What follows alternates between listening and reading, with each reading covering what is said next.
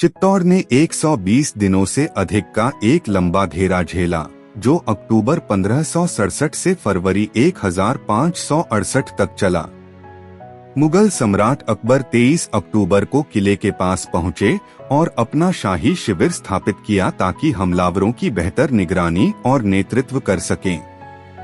मुगलों ने तोपों और बंदूकों को रखने के लिए मलबे और पत्थरों से बने मंच बनाए। एक प्रसिद्ध कथा के अनुसार अकबर ने एक महत्वपूर्ण स्थान पर मिट्टी की एक टोकरी रखने के लिए सोने का मोहर सिक्का देने का प्रस्ताव दिया, जिसे अब मोहर मगरी सोने की पहाड़ी कहा जाता है, क्योंकि वह एक तोप रखने के लिए इसे एक विशिष्ट ऊंचाई तक उठाना चाहते थे। चित्तौड़ के लिए यह लड़ाई खून और हिंसा में डूबी थी, जब अकबर के ओटोमन तुर्क मास्टर गनर द्वारा तोपों और बंदूकों का सटीकता से उपयोग किया गया। अकबर की सेनाओं ने चित्तौड़ किले की विशाल रक्षा दीवारों के साथ खदानें भी बिछाई थीं, और जब उन्हें विस्फोट किया गया तो उन्होंने न केवल ब्रीचेस दरारों का निर्माण किया, बल्कि उन पुरुषों की भी जान ली जिन्होंने विस्फोटक लगाए थे। अकबर के एक इतिहासकार मौलाना अहमद ने अपने तारीख-ए-अल्फी में लिखा, इतनी बड़ी मात्रा में बारूद का उपयोग किया गया था कि 50 और 100 मन के पत्थरों को 2 और 3 कोस की दूरी पर फेंका गया। पत्थर, शव और अंग आकाश से गिर रहे थे। फिर भी मौलाना स्वीकार करते हैं कि मेवाड़ के योद्धाओं ने बहादुरी दिखाई और वीर जयमल ने बहादुरी से संघर्ष किया, अपने लोगों को लड़ने और विरोध करने के लिए उकसाया। अकबर ने स्वयं चित्तौड़ पर लंबे समय तक चले इस हमले का नेतृत्व किया। आखिरकार सम्राट द्वारा चलाई गई एक बंदूक की गोली ने चित्तौड़ की रक्षा सेना के निडर सेनापति जयमल को मार गिराया। हालांकि अकबर को तुरंत यह पता नहीं चला कि जिस व्यक्ति को उन्होंने मारा था वह कौन था। कुछ विवरणों के अनुसार जयमल गंभीर रूप से घायल हो गए और बाद में उनकी मृत्यु हो गई। इसके बाद उन्होंने किले की रक्षा के लिए अपने साथियों को निर्देश दिए। अकबर के दरबारी इतिहासकार अबुल फजल ने अपनी अकबरनामा में लिखा, हम अकबर ने देखा कि एक व्यक्ति जो 1000 मिखी 1000 कीलें नामक कवच पहने हुए था, जो उनके बीच सरदार का प्रतीक था, ब्रीच पर आया और कार्यवाही की देखरेख की। यह ज्ञात नहीं था कि वह कौन था।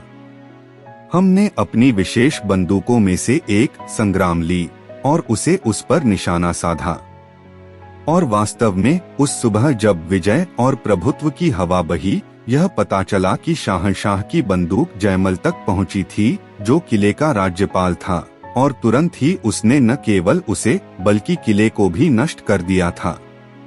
जयमल की मृत्यु के बाद और कई अन्य प्रमुख योद्धाओं, जिनमें पूर्वी दरवाजे सूरज पोल पर गिरने वाले रावत शाहिदास भी शामिल थे, एक युवा योद्धा पत्ता को चित्तौड़ की रक्षा का नेतृत्व करने का कार्य सौंपा गया। पत्ता मेवाड़ के शाही चुंडावातों की जगावत उपशाखा के वंशज थे और केलवा का जागीरदार थे। हालांकि साहसी और वीरता पूर्वक रक्षा की गई, चित्तौड़ अंततः 25 फरवरी 1568 को मुगल सेनाओं के हाथों में चला गया। चित्तौड़ के पतन के साथ ही किले के इतिहास में तीसरी बार महिलाओं और बच्चों द्वारा जौहर का अनुष्ठान किया गया और पुरुष योद्धाओं द्वारा जीवन की अंतिम लड़ाई लड़ी गई। जौहर की अग्नि में प्रवेश करने वाली महिलाओं में मेवाड़ शाही परिवार की 9 महिलाएं भी थीं। जब अकबर ने उस रात किले के कुछ हिस्सों से उठती आग को देखा तो उन्हें बताया गया कि महिलाएं स्वयं को जला रही थीं और अगले दिन रक्षकों के लिए अपने जीवन की अंतिम लड़ाई का समय होगा। अंत तक साहसी पत्ता ने अपने साथियों का साहस बढ़ाया और बहादुरी से उनका नेतृत्व किया, जब तक कि वे भी हनुमान पोल और भैरव पोल के बीच में नहीं गिर गए। पहले के रिकॉर्डों के आधार पर इतिहासकार G.H. ओझा ने अपनी उदयपुर राज्य का इतिहास में उल्लेख किया कि अकबर ने बाद में आगरा के मुख्य द्वार के बाहर जयमल और पत्ता की बहादुरी की स्मृति में 2 स्मारकों के निर्माण का आदेश दिया। बाद में इन स्मारकों को दिल्ली ले जाया गया और भारतीय पुरातत्व सर्वेक्षण के अधीन कर दिया गया। चित्तौड़ अब सम्राट अकबर के लिए खुल गया था। इसके बाद चित्तौड़ की लूटपाट के साथ साथ लगभग 30,000 गैर युद्धरत लोगों का नरसंहार भी हुआ, जिनमें से कई आसपास के क्षेत्रों के किसान थे जो किले में शरण लेने आए थे। यह नरसंहार पहला और संभवतः एकमात्र ऐसा उदाहरण था जब अकबर ने पूर्ण रूप से हत्या का आदेश दिया। 19वीं सदी के कविराज श्यामलदास के ग्रंथ वीर विनोद के अनुसार किले में मौजूद 40,000 किसानों में से 39,000 युद्ध करते हुए मारे गए थे और अकबर ने शेष 1,000 को मारने का आदेश दिया। वास्तविक संख्या जो भी हो, यह नरसंहार अकबर के शासनकाल पर एक अक्षमय धब्बा बनकर रह गया। चित्तौड़ पर अकबर की विजय महाराणा उदय सिंह के शासनकाल का सबसे अंधकारमय अध्याय साबित हुई और मेवाड़ राज्य के लिए यह एक दशक और आधे के भीतर एक और गंभीर आघात था। अकबर, जिसने चित्तौड़ के महान द्वारों को हटवाया और उन्हें अपने आगरा के किले में ले जाया, 28 फरवरी 1568 तक चित्तौड़ में रुका रहा। चित्तौड़ को मुगल साम्राज्य का एक सरकार प्रांत घोषित किया गया और इसे आसफ खान के अधीन कर दिया गया, जबकि अकबर अपने स्वयं के राजधानी लौट आया। मेवाड़ के अन्य महत्वपूर्ण किले और शक्ति केंद्र जैसे मंडलगढ़, जो पहले ही मुगल सेनाओं के अधीन हो गए थे, को चित्तौड़ की इस मुगल सरकार के प्रांतीय प्रशासन के अधीन रखा गया। अकबर की सेनाओं ने मेवाड़ के अन्य क्षेत्रों जैसे बाड़नोर, शाहपुरा और रायला पर भी कब्जा कर लिया। मेवाड़ की राजधानी पर विजय के बाद कई आसपास के क्षेत्र भी मुगल प्रभाव क्षेत्र और या मुगल साम्राज्य के प्रत्यक्ष नियंत्रण में आ गए। अकबर की राजपूत नीति ने नए समर्थकों को आकर्षित किया। 1569 में बूंदी मुगलों के हाथ में चला गया और बूंदी के शासक राव सूरजन द्वारा कड़े प्रतिरोध के बावजूद उसी वर्ष 24 मार्च को रणथंभौर का किला अकबर के हाथों में आ गया, जब बूंदी के शासक ने शांति शर्तों पर सहमति जताई। इन शर्तों में से एक विशेष रूप से यह दर्ज की गई थी कि बूंदी की राजकुमारियों का विवाह मुगलों से नहीं किया जाएगा। नवंबर 1570 में मारवाड़ के राव चंद्रसेन, बीकानेर के राव कल्याणमल और चंद्रसेन के बड़े भाई राजकुमार उदय सिंह ने नागौर में अकबर के सामने प्रस्तुत किया।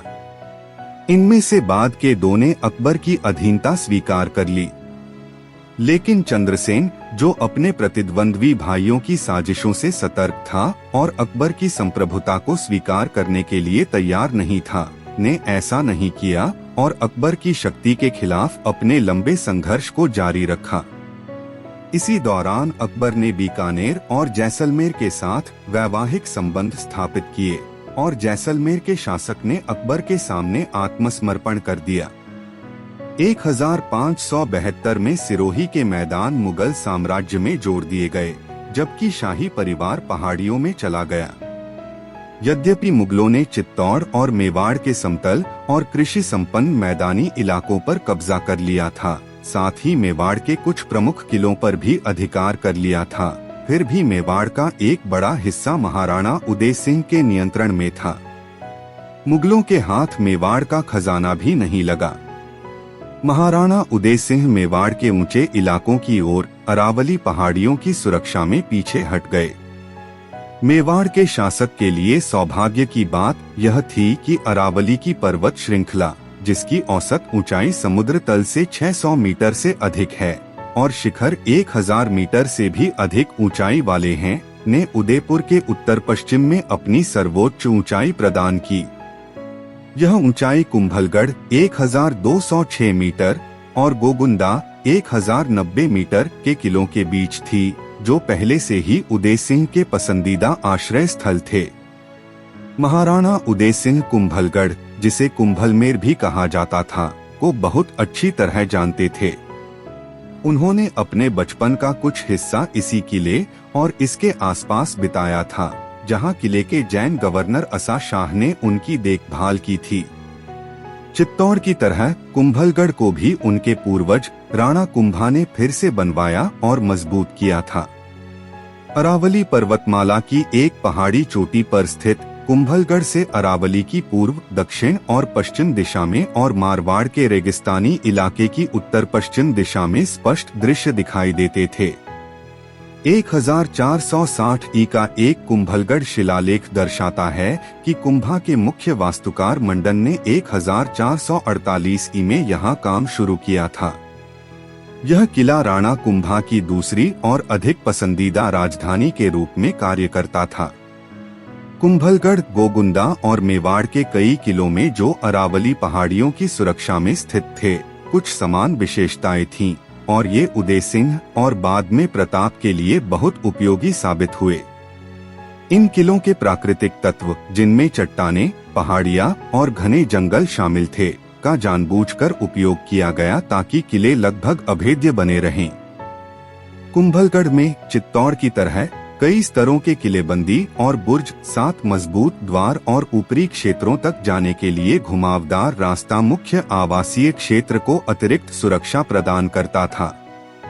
दुर्जय बुर्जों को आक्रमणकारी दुश्मनों के लिए अप्राप्य रखने के लिए डिजाइन किया गया था और जैसा कि पहले भी उल्लेख किया गया था, कुंभलगढ़ की ऊंची दीवारें इतनी चौड़ी थीं कि उन पर कई घुड़सवार एक साथ चल सकते थे। इन दीवारों के भीतर एक महल, कई मंदिर, एक अनाज कोठार, घोड़ों और हाथियों के अस्तबल, छोटे हथियारों, बारूद और तलवारों के लिए एक शस्त्रागार और तोपों के लिए एक बड़ा शस्त्रागार था। वहां सैनिकों के लिए बैरक और अनाज, तेल, नमक, भोजन और घोड़ों के चारे के लिए कई भंडारण भवन भी थे। कुंभलगढ़ में शासक का महल चित्तौड़ की तरह एक आंतरिक किले के भीतर स्थित था। चित्तौड़ की तरह ही ज़नाना, महिलाओं का निवास, को सामान्य महल क्षेत्र से एक संकीर्ण गैलरी द्वारा अलग किया गया था। दोनों क्षेत्र आत्मनिर्भर थे, जिनमें कई अपार्टमेंट, हॉल, मंदिर, भंडार और चौकियां थीं। कुंभलगढ़ में कई जलाशय और कुंड थे, जिनमें से अधिकांश निचले हिस्सों में स्थित थे जहां खेती की जाती थी। आपस में जुड़े जलाशयों ने सिंचाई की सुविधाएं प्रदान की। अधिकांश घर, मंदिर और अन्य संरचनाएं उच्च ऊंचाई पर स्थित थीं, लेकिन दुर्ग के नीचे थीं। गोगुंदा भी एक ऐसा किला था जिसका लंबा इतिहास था और चित्तौड़ और कुंभलगढ़ की तरह महाराणा के परदादा कुंभा ने इसे 15वीं सदी में पुनर्निर्मित किया था और इसके महल और किलेबंदी में इजाफा किया था। कुंभलगढ़ की तरह गोगुंदा की प्राकृतिक भूआकृति और पहाड़ियों के बीच की स्थिति ने इसकी सुरक्षा को बढ़ाया। गोगुंदा पहले कभी शाही निवास नहीं था, लेकिन अब महाराणा ने चित्तौड़ से रणनीतिक पीछे हटने के बाद गोगुंदा किले को अपनी सहराजधानी बना लिया। यहीं पर वे मुगलों द्वारा पकड़े जाने से सफलतापूर्वक बचते रहे और यहीं चित्तौड़ के पतन के 4 साल बाद फरवरी 1572 में महाराणा उदय सिंह द्वितीय, जो मेवाड़ पर शासन करने वाले अपने वंश के 53वें शासक थे, का निधन हुआ। इससे आगे की कहानी अगले भाग में है। और मजेदार कहानियां सुनने के लिए चैनल को सब्सक्राइब करें।